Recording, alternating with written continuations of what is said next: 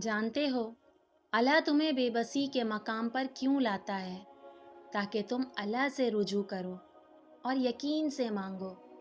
جب تم دعاؤں پہ یقین کرنا سیکھ جاؤ گے تو ہر چیز جو تمہیں ابھی ناممکن لگ رہی ہے وقوع پذیر ہونے لگے گی۔ وہ سب حکمتیں جانتا ہے، وہ سب بہتریاں جانتا ہے، وہ سب حالات جانتا ہے، وہ حال اور مستقبل، ظاہری پہلے اور ہماری آنکھوں سے اوجھل پہلو سب ہی جانتا ہے۔ وہ علم میں کامل ہے، حکمت میں کامل ہے۔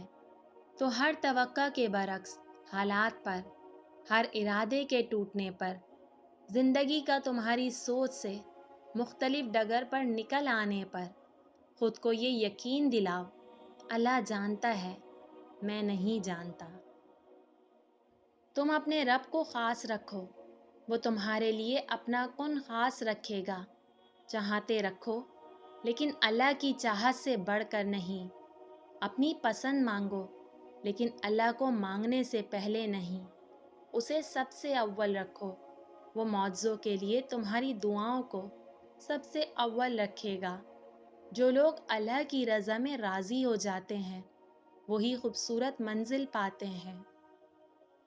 بے نیازی بہت بڑی نعمت ہے، اللہ کے سوا کسی سے کچھ نہ چاہنا، اللہ کا آپ کے لیے کافی ہو جانا، اس کی محبت کا، اس کی توجہ کا، اس کے ساتھ کا، اس کی مدد کا، اس کی قربت کا، اس کی رضا کا، اس کی تعریف کا، اس کی خوشی کا ہمیں کافی ہو جانا، اس کے سوا کسی سے کسی شے کا محتاج نہ رہنا، یہ ہے غنی، یہ ہے بے نیازی کہ ہر معاملے میں محتاجی صرف اللہ کی، سہاروں کو ڈھونڈنا چھوڑ دینا، سہارا صرف اللہ کا، ہر معاملے میں کفایت صرف اس کی۔ اللہ ہمارے دلوں کو غنی سے بھر دے، ہمیں اس دنیا اور دنیا والوں سے بے نیاز کر دے، ہمیں اپنی ایسی معرفت اور محبت دیں کہ نظریں ہر معاملے میں سب سے پہلے آپ کی طرف اٹھیں۔ تو جان لو کہ اگر درد رات بھر سونے نہیں دیتا تو وہ منتظر ہے تمہارا ابھی بھی، اسے انتظار ہے تمہاری دعاؤں کا۔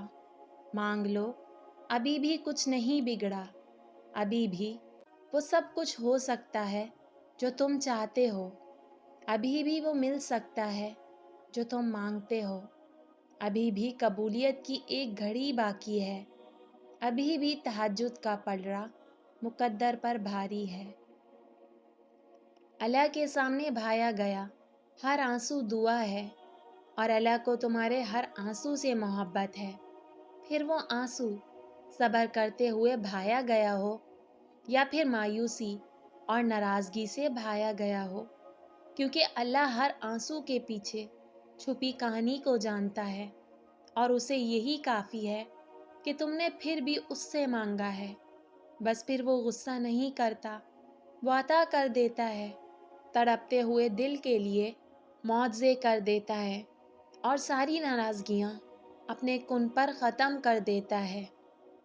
جب تمہیں کہیں سے کوئی امید نہیں رہتی تب وہ تمہیں تہجد کی لگن لگا دیتا ہے اور ایک نئی امید سے جوڑ دیتا ہے، اور پھر تم جان جاتے ہو کہ جو درد دن کے اجالوں میں نہیں سمٹ پاتا وہ رات کی تاریکیوں میں سمٹ جاتا ہے۔